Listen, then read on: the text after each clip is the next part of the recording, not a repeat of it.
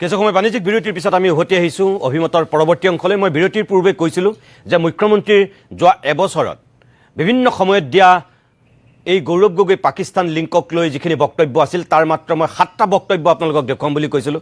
5টা বক্তব্য ইতিমধ্যে মই দেখুৱাইছোঁ আৰু 2টা বক্তব্য মই এই মুহূৰ্তত দেখুৱাই লওঁ, তাৰপিছতে ষ্টুডিঅ'ৰ অতিথিসকলৰ কাষলৈ উভতি আহিম। প্ৰথমটো বক্তব্যত আছিল তেওঁ গৌৰৱ গগৈ আৰু তেওঁ পৰিয়ালক লৈ যিটো কথা বাৰে বাৰে তেখেতে কৈ আহিছিল, আজিও তেওঁ সংবাদমেলত সেই কথাটো কৈছে যে তেওঁ পুত্ৰ আৰু কন্যাৰ ক্ষেত্ৰত গৌৰৱ গগৈ পূৰ্বৰ যিটো স্থিতি হঠাৎ তেওঁ সলাইছিল, কাৰণ তেওঁ ইংলেণ্ডৰ নাগৰিকত্ব দিয়াইছিল নিজৰ সন্তানক, যাৰ ভাৰতীয় নাগৰিকত্ব থকাৰ পিছতো হঠাৎ তেওঁ নিজৰ পুত্ৰ আৰু কন্যাক ভাৰতীয় নাগৰিকত্ব প্ৰত্যাহাৰ কৰাই ব্ৰিটিছ নাগৰিকত্ব প্ৰদান কৰোৱাইছিল।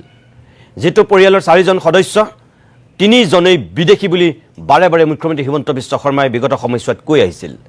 আনকি ধৰ্ম পৰিৱৰ্তনৰ কথাও আজি সংবাদমেলত মুখ্যমন্ত্ৰীয়ে উচ্চাৰণ কৰিছে। পূৰ্বতে যিটো কথা কৈছিল মই আকৌ এবাৰ দেখুৱাই লওঁ, চাওক আপোনালোকে। এইবিলাক অলাগতিয়াল কথা কৈ থকাৰ প্ৰশ্ন নাই। হিমন্ত বিশ্ব শৰ্মাই এনেকুৱা কাম নকৰে য'ত ক্ষমা খুজিব লাগে। যাৰ পৰিয়ালৰ 3জনকৈ বিদেশী তেওঁ আমাক জ্ঞান দিব নেকি?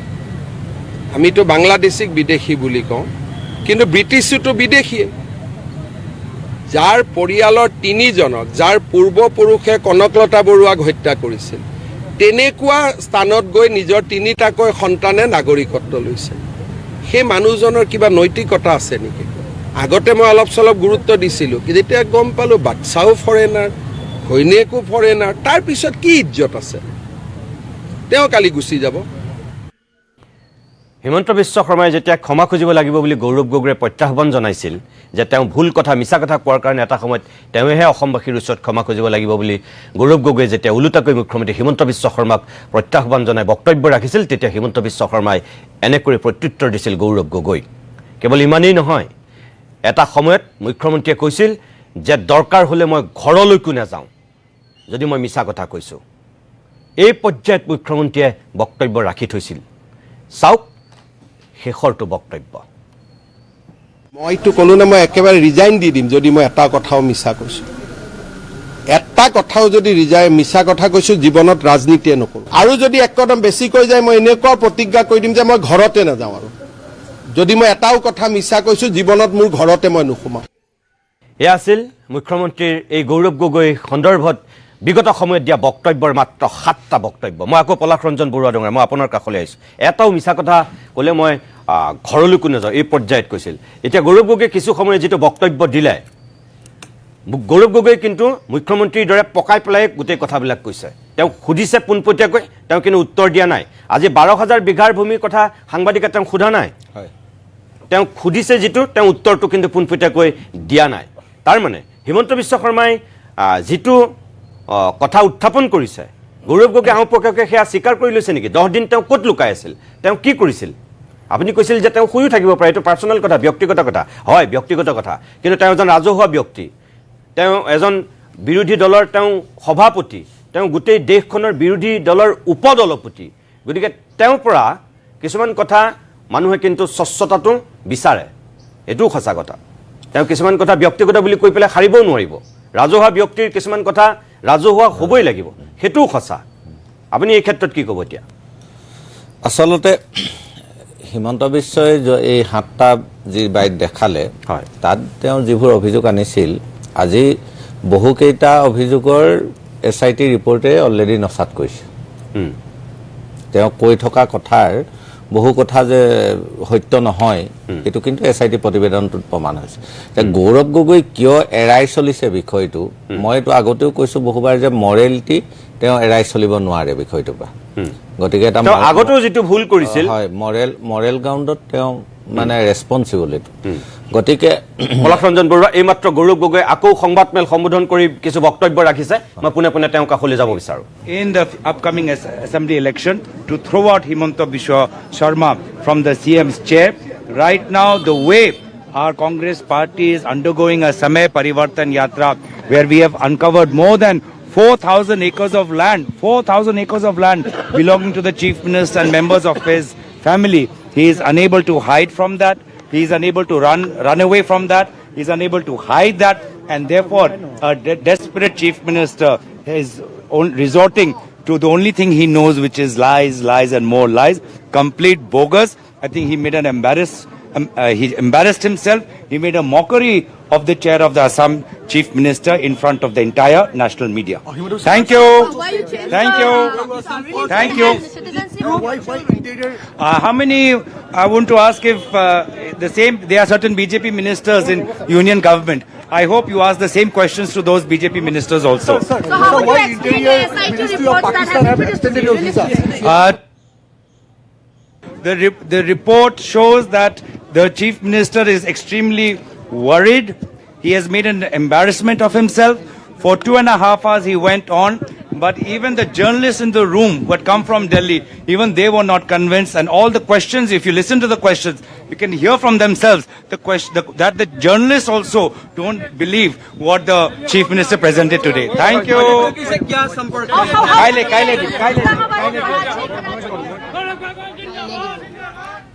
সেয়া আছিল গৌৰৱ গগৈ ৰাষ্ট্ৰীয় সংবাদ মাধ্যমৰ আগত সম্বোধন কৰা বক্তব্য, আৰু তেওঁক যেতিয়া শেষত সুধিছিল তেওঁক কাইলৈ দিম বুলি কৈছে।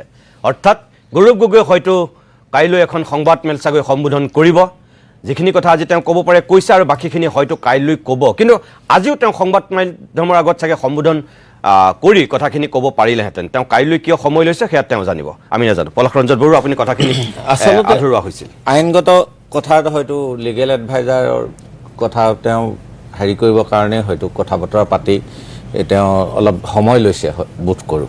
কিন্তু এটা কথা, গোটেই SIT ৰিপৰ্টটোৰ পৰা এটা কথা ক্লিয়াৰ হ'লগৈ যে সেই 10 দিনতহে গণ্ডগোলটো লাগি আছিল। 10 দিন কি কৰিছিলে তাৰ বাকী কিন্তু ইমান টেকনিকেল আমি সাধাৰণ মানুহে ইয়াৰ টেকনিকেল বহুত গভীৰতা নাই, সেইকথা বুজি পাইছোঁ। আইনগতটো আইনজ্ঞইটো এইটো কি লেভেলত নিব সেইটো বেলেগ কথা। কিন্তু এতিয়া কথা হ'ল এইটো যে বোকা চতিয়াই হেৰিয়ে যিটো ফাইদা উঠাবলৈ বিচাৰিছে ৰাজনীতি, তেওঁ কিন্তু মৰেল গ্ৰাউণ্ডত যদি তাৰ কাউণ্টাৰটো 10 দিন মই কি কৰিছিলোঁ সেই কথাখিনি যদি স্পষ্টকৈ ক'লেহেঁতেন, কাৰণ পাকিস্তানলৈতো আজিৰ তাৰিখলৈকে অকল গৌৰৱ গগৈটো যোৱা নাই, ভাৰতবৰ্ষৰ শ সাংসদ পাকিস্তানলৈ যোৱা ৰেকৰ্ড আছে। আৰু পাকিস্তানৰ লগত ৰিলেটেড আমাৰ বহুত ভাৰতীয় পলিটিচিয়ানৰ ৰিলেশ্যন আছে। তেনেকুৱা অৱস্থাত তেওঁ সেই 10 দিনত যে তাত ISI ট্ৰেইনিং লোৱা নাছিলে বা কিবা কৰা নাছিলে, সেই কথাখিনি ক্লিয়াৰ কৰি দিলে কথাখিনি কিন্তু একদম চাফা হৈ গ'ল। এতিয়া তাকে গৌৰৱ গগৈ নকৈ গোটেই বস্তুটোৰ পৰা ছাইড কাটি দিয়াটোৱে মানুহৰ এটা হয়তো সন্দেহ এটা হেৰি হ'ব পাৰে। কাৰণ তেওঁ কি কৰিছে সেইটো অসমৰ ৰাইজৰ জনাৰ কিন্তু অধিকাৰ আছে, কাৰণ যিহেতু তেওঁ এইখন ৰাজ্যক ৰিপ্ৰেজেণ্ট কৰিছে, ইয়াৰ সাংসদ, আমি তেওঁ কি কৰিছিলে সেইখিনি জনাৰ অধিকাৰ আছে। আৰু এটা কথা মৰেলিটি, মুখ্যমন্ত্ৰীয়ে যিটো কথা কৈছে তেওঁৰ পৰিয়ালক লৈ, আইনগতভাৱে সেই কথাখিনিত একো প্ৰব্লেম নাই। তেওঁৰ ল'ৰা ছোৱালীয়ে মাইনৰ হৈ আছে, মাকৰ যিহেতু এখন ইংলেণ্ডৰ ভিছা আছে, গতিকে সেই অনুসৰি তেওঁৰ পুতেক বা তেওঁৰ সন্তানকো তাৰ মাইনৰ কাৰণে সেই ভিছাটো দি থৈছে ইংলেণ্ডৰ, কাৰণ ইংলেণ্ডৰ ভিছাটো আমাতকৈ বহুত সুবিধাজনক ভাৰতীয় ভিছাতকৈ। গতিকে যেতিয়া এগৰাকী বিদেশী নাগৰিকৰ ক'ৰবাত বিয়া হৈ আহে বা কিবা হয়, সাধাৰণতে খুব সোনকালে সেইটো পৰিৱৰ্তন নকৰে। অকল এলিজাবেথ গগৈ নহয়, এই কথাটোত ভাৰতবৰ্ষৰ আৰু বহু পলিটিচিয়ানে এইটো বিয়া কৰাইছে ফৰেনাৰ্ছ, তেওঁলোকেও কিন্তু এই পৰিৱৰ্তনটো কৰোঁতে ভাৰতবৰ্ষৰ নাগৰিকত্বৰ লগতে এটা দীঘলীয়া সময় ৱেইট কৰে। এতিয়া হয়তো তেওঁলোকে এনেকৈও ভাবিব পাৰে, যদি পুতেক বা তেওঁৰ সন্তানৰ যদি ভাৰতীয় ভিছা হয়, মাকৰ ভিছাখন আকৌ ইংলেণ্ডৰ আছে, স্বাভাৱিকতে কাইলৈ কিন্তু মাইনৰ ল'ৰা ছোৱালীকেইটা মাকৰ লগতে যাব লাগিব ক'বালে। গতিকে দুইটা যদি ভিছাটো বেলেগ হয়, সেইটোতো কিন্তু টেকনিকেলি প্ৰব্লেম আছে। সেইটো কাইলৈ মোৰ ক্ষেত্ৰতে হওক বা আপোনাৰ ক্ষেত্ৰতো হয়, আমাৰো যদি সেইটো হ'লহেঁতেন আমিও কিন্তু মাকৰটোৱে কৰি থ'ম, কাৰণ মাকৰ লগতেতো যাব মাইনৰ ল'ৰাকেইটা। সেইফালৰ পৰা এই কথাটো একো হেৰি দিগদাৰ নাই। কিন্তু তেওঁ যিহেতু এখন ৰাজ্যৰ ৰাজনীতি কৰিছে, বিৰোধী উপদলপতি, গতিকে তেওঁৰ স্বাভাৱিকতে তেওঁৰ পত্নীৰ যদি নাগৰিকত্বটো সোনকালে লয়, এটা ভোটো বাঢ়িলে কংগ্ৰেছৰ, আৰু এইটো এটা মৰেলিটি গ্ৰাউণ্ডত মানে এইটো একচুৱেলি সোনকাল কৰাটো দৰকাৰ আছিল। কিন্তু তেওঁ হয়তো কিবা সুবিধাৰ কাৰণে বা ভৱিষ্যতে ল'ৰা ছোৱালী পঢ়া শুনা কিবা এইবিলাক কথাততো হেৰি হ'ব পাৰে। আৰু তেওঁলোক যেতিয়া মাইনৰ পিৰিয়ডটো যেতিয়া গৈ তেওঁলোক যেতিয়া মেচিয়ৰ হ'ব তেওঁলোকে নিশ্চয় ইণ্ডিয়ান ভিছা বা ভাৰতীয় নাগৰিকত্ব ল'ব, সেইটো এপ্লাই কৰিব পাৰিব, কাৰণ বাই বাৰ্থটো তেওঁলোক ইণ্ডিয়ান হয়েই। গতিকে সেইখিনিলৈকে এই মাইনৰ পিৰিয়ডটোৰ কাৰণে বোধ কৰোঁ সেইটো আছে, আৰু আইনগত তাত কোনো কিন্তু প্ৰব্লেম আমি দেখা নাই। কিন্তু অকল নৈতিকতাৰ ফালৰ পৰাহে সেইটো গৌৰৱ গগৈক প্ৰশ্ন কৰিব পাৰি। আৰু ধৰ্মীয় কথাটো যিটো হাৰিয়ে কৈছে, মুখ্যমন্ত্ৰীয়ে কৈছে পুতেকহেঁতৰ যে ধৰ্ম চেঞ্জ হ'ল, হয়তো এইটো এনেকুৱা হ'ব পাৰে। আমাৰতো শেহতীয়াকৈ সুপ্ৰিম কোৰ্টে এটা কথা কৈছে যে ট্ৰাইবেল আমাৰ ৰিজাৰ্ভেশ্যনৰ ক্ষেত্ৰত যে মাকৰ গুৰুত্বটোহে সন্তানে ল'ব পাৰিব। সেইফালৰ পৰা যিহেতু মাকৰ হেৰিটোত মানে গাৰ্জেনশ্বিপত যেতিয়া তেওঁৰ সন্তানৰ যেতিয়া ভিছাটো উলিয়াইছে, গতিকে সেইটো লিখি দিছে। গতিকে আমি তেনেকে ভাবিছো কথাটো টেকনিকেলি, কিন্তু তাৰ পিছত যে সেইটো পিছত সলনি কৰিব নোৱাৰিব তেনেকুৱাতো কোনো কথা নাই।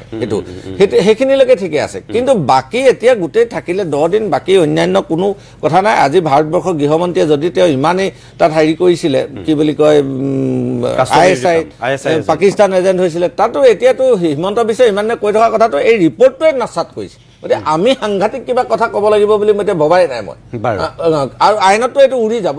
কিন্তু গৌৰৱ গগৈ সেই আইনীটো যিহেতু এটা দীঘলীয়া প্ৰক্ৰিয়া, সেই দীঘলীয়া প্ৰক্ৰিয়ালৈকে হিমন্ত বিশ্বক ৰাজনৈতিক ফাইদা তুলিবৰ কাৰণে বোকা ছটিয়াই থাকিবলৈ দিব নে তাক তেওঁ কাউণ্টাৰ কৰি উত্তৰটো দি অসমবাসীক আশ্বস্ত কৰিব, সেইটো নিৰ্ভৰ কৰিব গৌৰৱ গগৈৰ ওপৰত। একদম আমি ক'লেই নহ'ব সেইটো। একদম মই ধন্যবাদ জনাইছোঁ পলাশ ৰঞ্জন বৰুৱা। মই দিগন্ত এইমাত্ৰ তেখেতে যিটো কথা কৈছে, এই ভিছাৰ ক্ষেত্ৰতে বা পাছপৰ্টৰ ক্ষেত্ৰতে কিছুমান আমি জানো যে শিশুৰ ক্ষেত্ৰত ভৱিষ্যতলৈ যিটো সুবিধা হ'ব সেইটোৱে অভিভাৱকে গ্ৰহণ কৰে।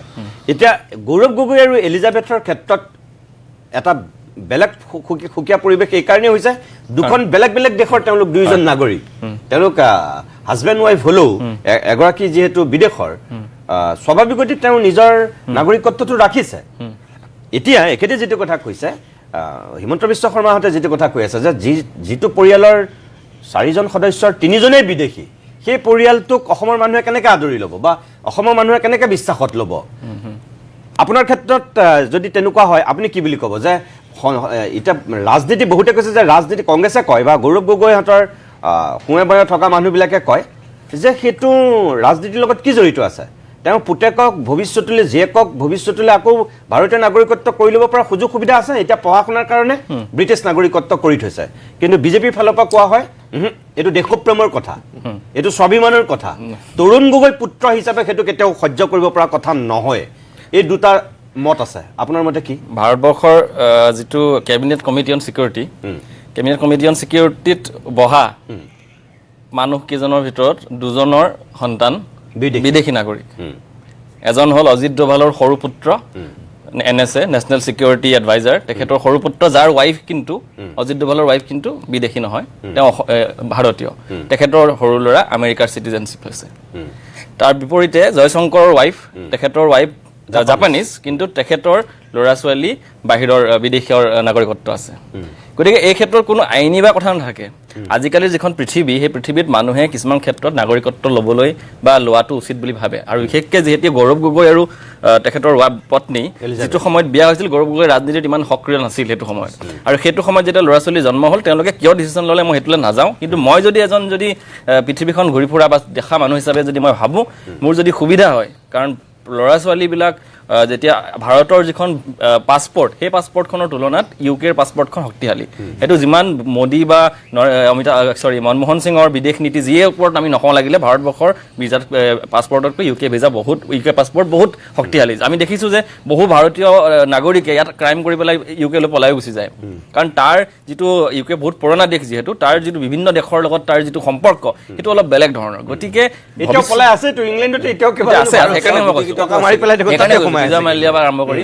তো গতিকে তেওঁলোকে কিবা এটা কাৰণত সেইটো সিদ্ধান্ত, এই কথাবিলাক আচলতে এই গোটেই যিটো আপোনাৰ অভিযোগ তাৰ লগত কোনো সম্পৰ্কই নাই।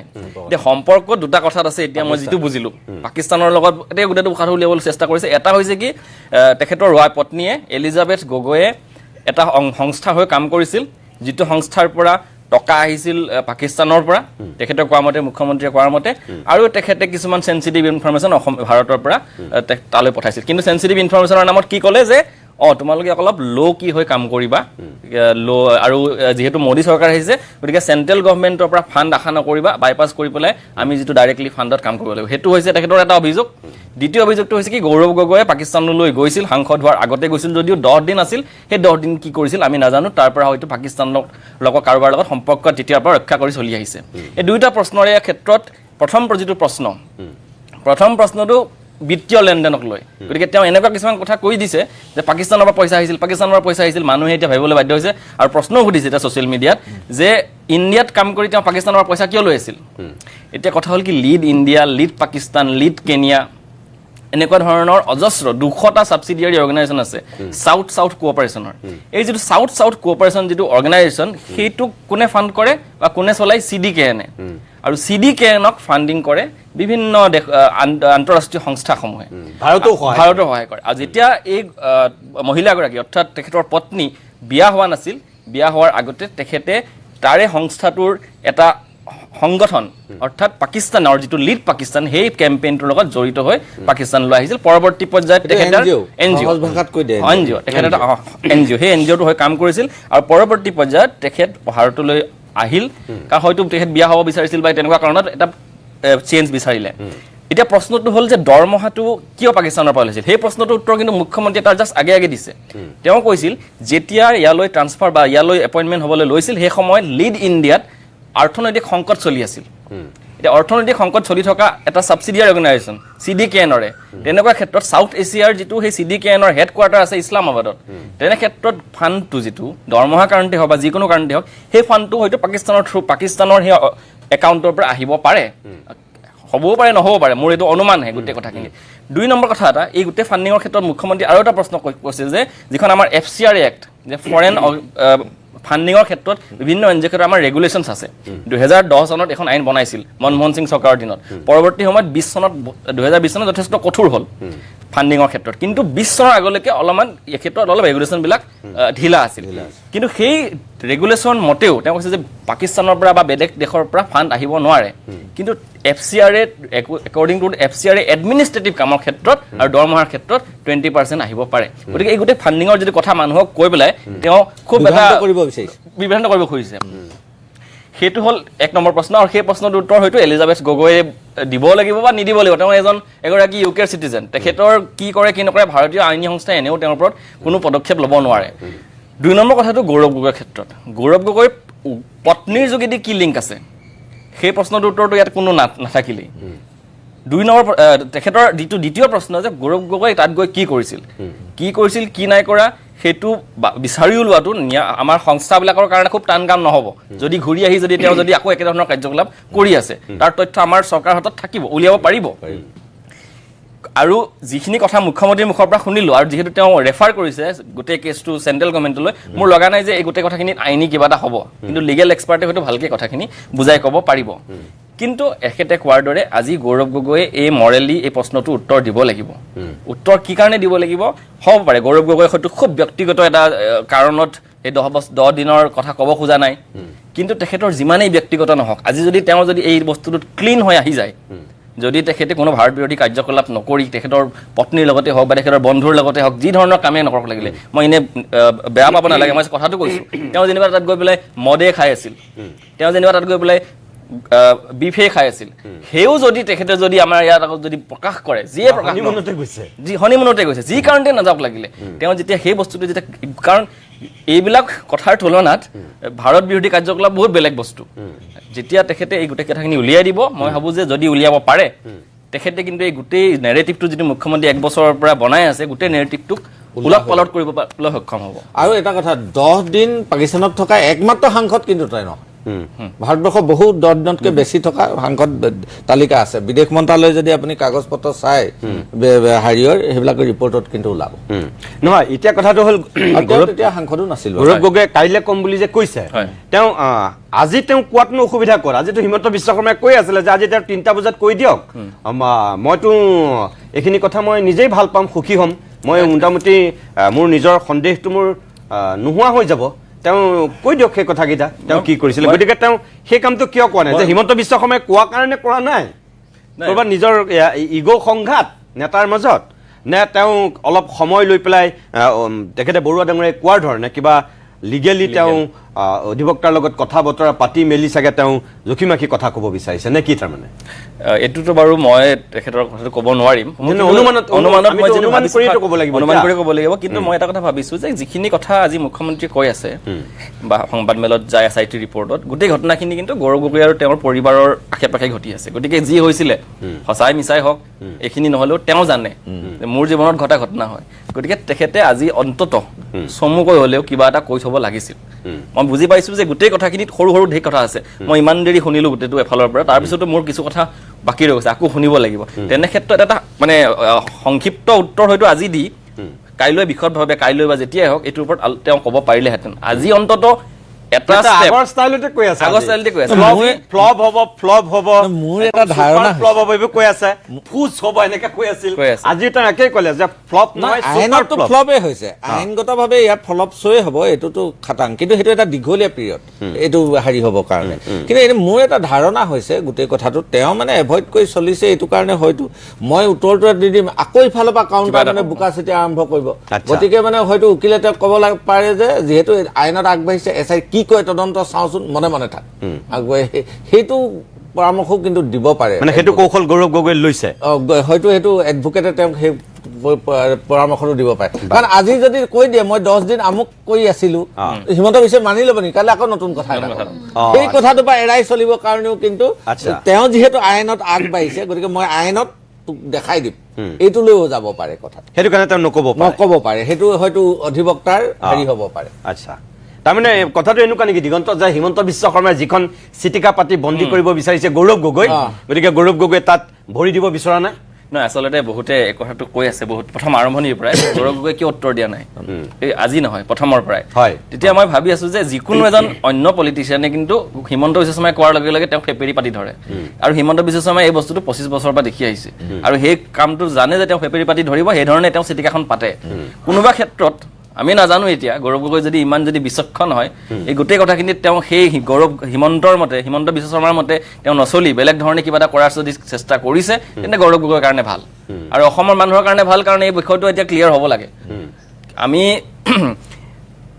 নিৰ্বাচন এটা আহি আছে এই নিৰ্বাচনৰ আগত গৌৰৱ গগৈৰ সঁচা মিছা পাকিস্তান লিংকক লৈ পেলাই আমি এতিয়া আলোচনা কৰি থাকিব খোজা নাই মুখ্যমন্ত্ৰীয়ে হওক গৌৰৱ গগৈয়ে হওক তেওঁলোকে এই বিষয়টো নিজৰ নিজৰ মতামতৰ যোগেদি আমাৰ আগত স্পষ্ট কৰিব লাগে মুখ্যমন্ত্ৰীৰ কথাৰ পৰা আমি স্পষ্ট হোৱা নাই মুখ্যমন্ত্ৰীৰ কথাৰ পৰা আমি স্পষ্ট এটা কথা স্পষ্ট হৈছে তেওঁৰ ওচৰত প্ৰমাণ নাই গৌৰৱ গগৈৰ ফালৰ পৰা আমি এতিয়া স্পষ্ট হ'ব লাগে যে তেওঁৰ হাতত প্ৰমাণ আছে তেওঁ পাকিস্তান গৈছিল যোৱাটোতো গৈছিল তেওঁ কিন্তু পাকিস্তানৰ লগত কোনো দেশ বিৰোধী কাৰ্যকলাপত পাকিস্তানৰ লগত সম্পৰ্ক নাই কথাখিনি সিমানে তেতিয়া সেইটো কথা ক্লিয়াৰ কৰি থাকিব আইনী যুঁজ চলি থাকক আমাৰ ক'বলৈ নাই মৰেল যুঁজটো ইয়াত শেষ হ'ব লাগে একদম ঠিক কথা কৈছে মই কিন্তু কথাটো এতিয়া যদি আজি SIT ৰিপৰ্টটো দিয়াৰ আগত যদি গৌৰৱে কিবা ক'লেহেঁতেন SIT ৰিপৰ্টটো কিন্তু আজি এইটো হ'লহেঁতেন বুলি নাভাবোঁ তেতিয়া আকৌ নতুন ৰাস্তা হিমন্ত উলিয়াই পিনি আৰু কিবা কৰিলে সেইখিনিলৈকে কিন্তু মই শুদ্ধ আছে বুলি ভাবোঁ আজিৰ তাৰিখলৈকে মানে নোকোৱাটো কিন্তু এতিয়া যিহেতু ৰিপৰ্ট ছাবমিট কৰিলে এতিয়া তেওঁ কোৱা দৰকাৰ আছে এতিয়াতো ৰিপৰ্টটো সলাব নোৱাৰে কথাটো এতিয়াতো আইনী প্ৰচিডিউৰত গুচি যাব সেইটো কপিও পাব তেওঁ আৰু হোম মিনিষ্টাৰী থ্ৰুটো কোৰ্ট যাব লাগিব কাৰণ এটা কেছ ৰেজিষ্টাৰ হৈছে গতিকে এতিয়াতো তেওঁ কাউণ্টাৰ কৰিব পাৰিব গতিকে এতিয়া হয়তো তেওঁ ইমিডিয়েট এইটো যথেষ্ট দীঘলীয়া কাৰণে তেওঁ হয়তো আইনী পৰামৰ্শৰ কাৰণে বাট চাইছে আপুনি যিটো কথা কৈছে বা দিগন্তই যিটো কথা এইমাত্ৰ কৈছে ময়ো ভাবি আছিলো যে মুখ্যমন্ত্ৰী আজি সংবাদ মেলত তেওঁ আগতে বাৰু 15 দিন বুলি কৈছিলে আজি বাৰু 10 দিন বুলি কৈছে যে 15 দিন তেওঁ ISI ট্ৰেইনিং লোৱাৰ তথ্য প্ৰমাণ আছে বুলি কৈছিল আজিতো সেইটো দেখুওৱা নাই তেওঁতো লোৱা লৈ গৈ হেৰি কৰিছে বুলি কৈছে 15 দিনত কি কৰিলে কাক লগ পালে নাজানো এতিয়া কৈ আকৌ গৌৰৱ গগৈলৈকে বলটো ঠেলিছে কিন্তু 10 দিন কি কৈছে তেওঁ ক'ব লাগিব কিন্তু আগতে তেওঁ কৈছিল যে প্ৰমাণ আছে ISI ট্ৰেইনিং লোৱাৰ প্ৰমাণ আছে ল'ৰাক লৈ গৈ তাত ট্ৰেইনিং দিয়াৰ প্ৰমাণ আছে বুলি কৈছিল গতিকে চব মিছা কথা কৈছিলে এইটোত এই SIT ৰিপৰ্টে কৈছে আৰু এটা কথা তেওঁ ইয়াত এটা কথা বাৰে বাৰে টানিছে আপোনাৰ কেপ্টেইন জিন্তু কথাটো সেইটো ইমোশ্যনটো গেমটো খেলি গৈছে কিন্তু আমি এটা কথা হিষ্ট্ৰীটো আমি বহুতে নাজানো কাৰণে কথা যেতিয়া আমাৰ এটা বালিঘাটৰ যোৰহাট বালিঘাটৰ মজিদ পৰিয়াল তেওঁ দেউতাক হ'ল প্ৰথমজন অসমীয়া চিফ হাইকোৰ্টৰ জাষ্টিছ কলকাতা হাইকোৰ্টৰ জাষ্টিছ আছিলে 20 চনত কিন্তু আমি আজি তাৰিখতো ভুলকে পঢ়ি আছো হলিয়াম ডেকাই প্ৰথমজন অসমীয়া হাইকোৰ্টৰ জাজ বুলি সেই আব্দুল মজিদৰ দুজন পুতেক এজন হ'ল ইনামুল মজিদ ICS আনন্দৰাম বৰুৱাৰ পিছৰজন দ্বিতীয়জন অসমীয়া তেওঁ মানে ICS তেওঁ যেতিয়া ভাৰতবৰ্ষৰ স্বাধীনতাৰ পিছত আন্দামান নিকোবৰ যেতিয়া কনষ্টিটিউচনেল হেড হৈ আছিল তেতিয়া চিফ কমিশনাৰ হৈ আছিল তেওঁৰ ভাইক কিন্তু পাকিস্তান আৰ্মিৰ মেজৰ জেনেৰেল আৰু ভাৰতবৰ্ষৰ লগত যুদ্ধ পিৰিয়ড কিন্তু দুইটা পৰিয়াল তেতিয়াও কিন্তু অহা যোৱা চলি আছে আমাৰ অসমীয়া মাধ্যমত পঢ়া ইছফাকুল মজিদ ভাৰতবৰ্ষ তেওঁ পিছত পাকিস্তান আৰ্মিৰ জেনেৰেল হৈছে কিন্তু মেইন পোষ্টত বহিবলৈ নিদিলে তেওঁ যেহেতু ইয়াৰ মানুহ কাৰণে তাৰ হেফালো নহল কাৰণে গতিকে এনেকুৱা এইটো মই অসমীয়া পৰিয়াল কাৰণে কৈছো কিন্তু ভাৰতবৰ্ষত এনেকুৱা বহু পৰিয়াল আছে ইপাৰিও মানুহ আছে অহা যোৱা পুনৰ কথা এতিয়া যে কৈ আছে 2 বছৰকৈ বেছি আমি উলিয়াব নোৱাৰো পুনৰ কথা পাতি ডেইলি মানুহ আছে সলমান খুৰছিদক বিদেশ মন্ত্ৰী আছিলে কালিলৈকে তেওঁ দেউতাকো বিদেশ ৰাজ্য মন্ত্ৰী আছিলে জাকিৰ হুছেইনৰ পৰিয়াল গোটেইবোৰ ফোনত কথা পাতিয়ে থাকে গতিকে এইবোৰ মানে একদম মানে ফালতু কথা মানে তেওঁ যিবোৰ কৈ আছে মই এই পৰিয়ালকেইটাই কৈছো যে যিটো তেতিয়াহ'লে আমাৰ ইয়াতো ভাৰতবৰ্ষ এটেক কৰা মুহূৰ্তত যেতিয়া ভাৰতবৰ্ষৰ যুদ্ধ লাগি আছে ইফালে ইছফাকুল মজিদ আৰু ইফালে ভাৰতবৰ্ষৰ এখন ষ্টেটৰ হেড আপোনাৰ ইনামুল মজিদ এই পৰিয়ালকেইটা কি অসমীয়া মানুহে হেৰি কৰিব নেকি তাৰ পিছতো অহা যোৱা চলিছে আমি তথ্য সহকাৰে আমি সেইবোৰ ডকুমেণ্ট দেখাব পাৰিম